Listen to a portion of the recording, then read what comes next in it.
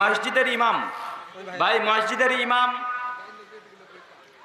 টাকা তাকে বেতন দিতে হবে, এটা বাধ্যতামূলক আপনাদের প্রতিবেশী যারা নামাজ পড়েছে তাদের জন্য।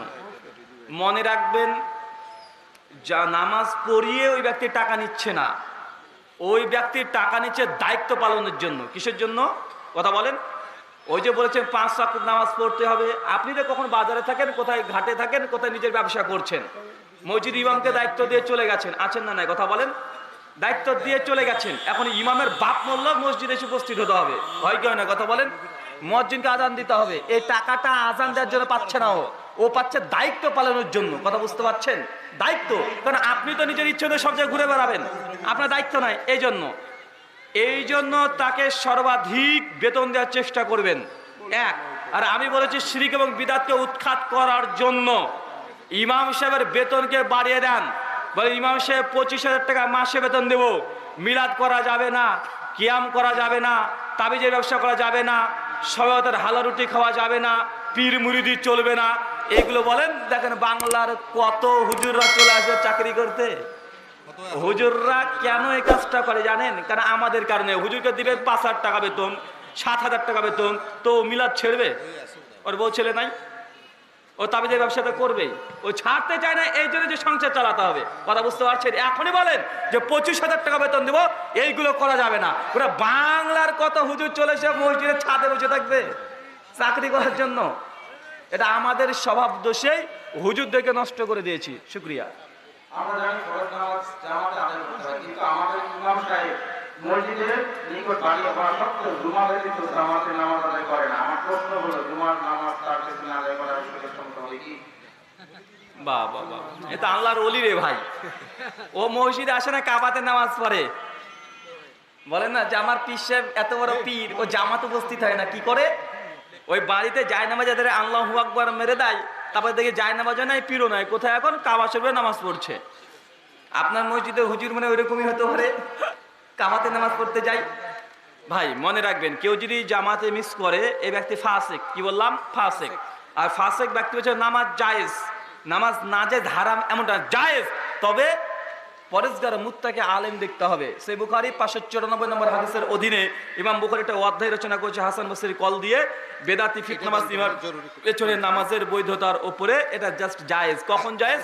যখন নাই মামার চাইতে কানা মামা ভালো, তখন ভালো। মামাই নাই, কানা একটা, ওকে মামা বলে। এখন এলাকায় মুসল্লি আছে সব জুমাখোর, মানে জুমাখোর মানে শুকুর মুন্সি, শুক্রবার ছাড়া নামাজ পড়ে না, তো ইমামও ঠিকই আছে তাদের জন্য, সমস্যা নেই। শেখ বিন বাজ রাহিমাহুল্লাহ, শেখ সালেহ আল উসাইমিন বলেছেন, যে ব্যক্তি শুধু শুক্রবারে নামাজ পড়ে আর 5 ওয়াক্ত নামাজ পড়ে না, এই ব্যক্তি মারা গেলে এই ব্যক্তির ইমামতি পরেজগার কোনো আলেম যেন না করে, বরং যে জুমাতে যে হুজুর যায়, ওকে দিয়ে যেন জানাজা করিয়ে নাই। কারণ তুমি 5 ওয়াক্ত নামাজ পড়োনি, তুমি মৃত্যুর পরে তোমার কেন জানাজা 5 ওয়াক্ত ব্যক্তি পড়াবে? যে জুমা পড়ে ও গিয়ে শুধুমাত্র জুমা এই জানাজা করে দিয়ে চলে আসবে। শুকরিয়া। আমাদের এই প্রশ্নটা, জনক ইমাম তাবিজের ব্যবসা করেন, জর্দা খান, মিথ্যা কথা বলেন এবং কোরআন ও সহিহ হাদিস ভিত্তিক ইমাম ও আমাকে ফিতনা মনে করে বিরোধিতা করেন। উক্ত ইমাম দ্বিতীয় বিবাহের পর তন্ত্র মন্ত্র করে প্রথম স্ত্রীকে মেরে ফেলার জন্য হিন্দু গণকের কাছেও গিয়েছিলেন। এমন ইমামকে সালাম দেওয়া, তার পেছনে সালাত আদায় করা কিংবা তার ইমামতির বৈধতার বিষয়ে পবিত্র কোরআন সহিহ হাদিস সকল আলেমগণের fatwa। সবই বাদ দিলাম, যদি শুধু এতটুকুই করে, মানে যা গুনাহ করেছে বাদ দিলাম, ওগুলো হারাম, ওগুলো করেছে ও ফাসিক, ও জালেম। ওই যে হিন্দু গণকের কাছে গিয়ে কি যে করেছে, যদি কুফরি করে ওকে নতুন করে তওবা করে কালেমা পড়তে হবে, নচিত মারা গেলে জাহান্নাম। ওগুলো বাদ দিন, যেগুলো করে করেছে, নামাজ না পড়ুক, মদ খাক, সব গুনাহ। কিন্তু ওই যে কুফরি যেটা করেছে, এই কুফরি যদি তওবা না করে, ওই ব্যক্তি পরিষ্কারভাবে মুশরিক অবস্থায় মৃত্যুবরণ করবে। কথা বুঝতে পারছেন? তার জন্য তাকে দ্রুত তওবা করতে হবে। গুনাহ মানুষ করবে এটা ঠিক, শিরকের গুনাহের সঙ্গে কোনো আপোষ নাই। শুকরিয়া।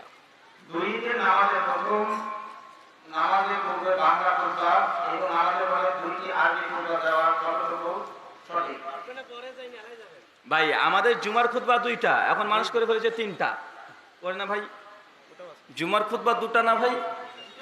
হুজুর একবার খুতবা দিবে, একবার বসবে, দিয়ে আবার উঠবে, এটা তো মূল 2টো খুতবা।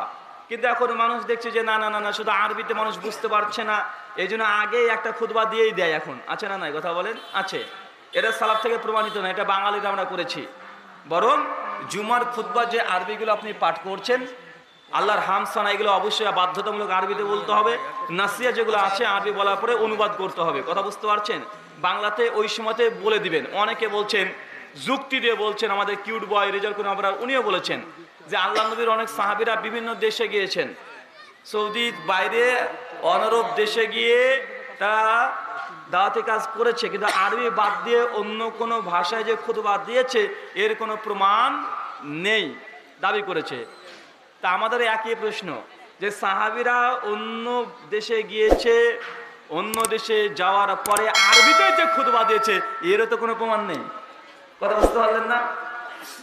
আরবিতেও, তার জন্য জমহুরদের মত নিজ নিজ মাতৃভাষায় খুতবা দিতে পারবে, তবে প্রথম হামদ এবং সানা এবং দোয়া, এই তিনটে জিনিস আরবিতে হওয়া শর্ত। কথা বুঝতে পারছেন? খুতবার শর্ত আল্লাহর হামদ হতে হবে, সানা হতে হবে, নবীর উপরে দুরূদ পড়তে হবে এবং দোয়া। এই তিনটে জিনিস প্রথমে আরবিতে থাকবে, তারপর আপনি বাংলা করতে পারবেন। শুকরিয়া, জাযাকাল্লাহ খায়রান, বারাকাল্লাহ ফিকুম। কি শেষ করে দেয়? আচ্ছা, কেউ যদি একবার ঈমান হারা হয় আবার যদি ঈমান আনে তাহলে কি তার পূর্বের আমল বাতিল হবে? কেউ যদি ঈমান হারা হয় আবার যদি ঈমান আনে তার পূর্বের আমল কি বাতিল হবে?